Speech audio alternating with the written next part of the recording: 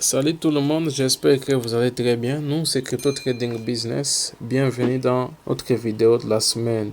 Nous avons un sujet qu'on a voulu partager avec vous, les erreurs des débutants. Donc, les erreurs à éviter en tant que débutant dans le business de crypto trading. Donc, crypto trading qui veulent investir. La première erreur est de se lancer sans avoir plus de détails sur ce business. Si vous voulez être investisseur dans la crypto-monnaie, c'est vraiment une erreur d'intégrer ces métiers sans savoir plus. Aussi, ça concerne les traders. Si vous voulez commencer le trading, inutile vraiment de débuter, de risquer votre argent sans qu'une information, sans faire des recherches. Il y a des possibilités d'avoir des informations ou d'être à la page ou soit en savoir plus. La première, c'est d'aller sur Google parce que Google propose beaucoup de réponses à beaucoup de questions. Aussi, il y a YouTube.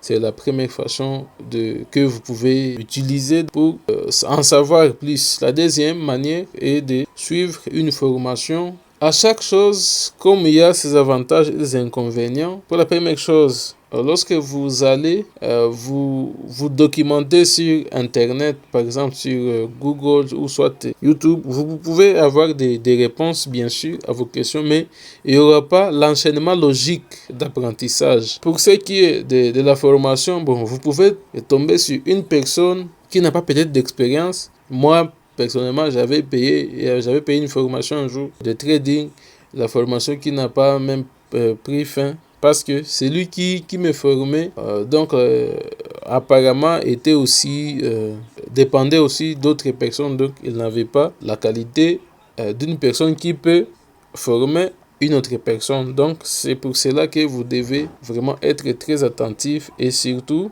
allez vous informer. L'erreur que beaucoup de gens font, c'est par exemple pour ceux qui sont dans la crypto-monnaie et d'acheter une crypto-monnaie, ça avoir une information quelconque. J'avais commis aussi cette erreur.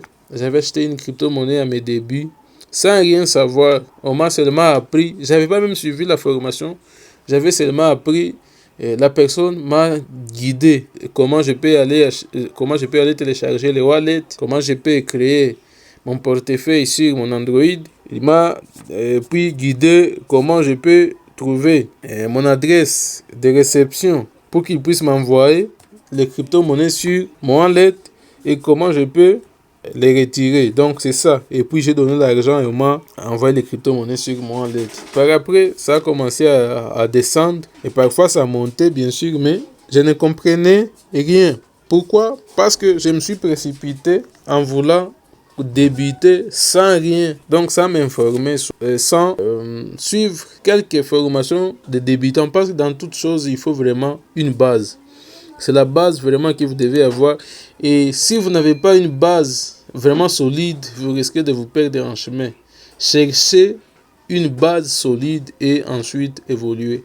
C'est pour cela que vous pouvez voir une personne, même dans l'éducation, une personne qui a vraiment une éducation des bases, il est vraiment très remarquable dans la société, même si la plupart des temps nous disons qu'il y a parfois l'éducation diffuse. Là on peut être réorienté, on peut être intoxiqué par ses amis, par l'entourage, mais l'éducation des bases compte beaucoup. C'est pour cela que nous vous suggérons d'aller vraiment chercher la base des bases pour mieux évoluer. Alors, il faut éviter aussi d'emprunter de l'argent lorsque vous commencez ces business de crypto trading. Donc, vous devez vraiment éviter d'emprunter de l'argent. Vous devez utiliser l'argent que vous avez trouvé. Quelle que soit la somme, vous devez vraiment utiliser cette somme pour que psychologiquement, ça ne vous affecte pas. Parce que, par exemple, si vous empruntez $100 par exemple pour que vous investissez dans une crypto-monnaie quelconque, lorsque ça va chuter ou soit ça peut aller à la compte de vos ententes, là vous serez vraiment très stressé. Il y a autre chose qu'on peut aussi vous dire, c'est la négligence. La négligence, nous devons vraiment éviter avec la négligence Parce que lorsqu'on est investisseur, donc ce que nous faisons sur Internet n'est pas vraiment sécurisé en 100%. Une plateforme qui est sécurisée, qui est la plus sécurisée à 99%, le 1% c'est une porte dérobée qui laisse un chemin pour les développeurs au cas où ils peuvent passer dans cette porte pour aller sauver quelque chose, et c'est la porte que même un hacker peut utiliser pour aller espionner ou soit aller voler quelque chose. C'est pour cela l'erreur que beaucoup de débutants font lorsqu'ils ont commencé à acheter, ils ont un compte sur un échangeur, ils négligent l'authentification de Google.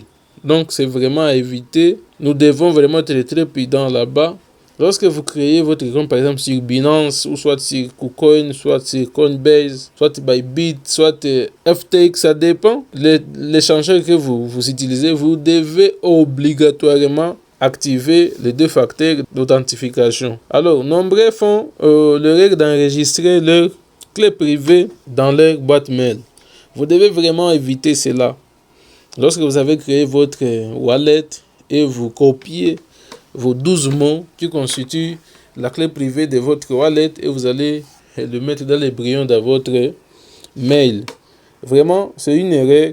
Quelqu'un qui peut s'introduire dans votre mail peut trouver votre clé et s'en servir pour vous voler. Alors, pour ce qui est de l'investissement, nombreux n'ont pas une stratégie d'investissement.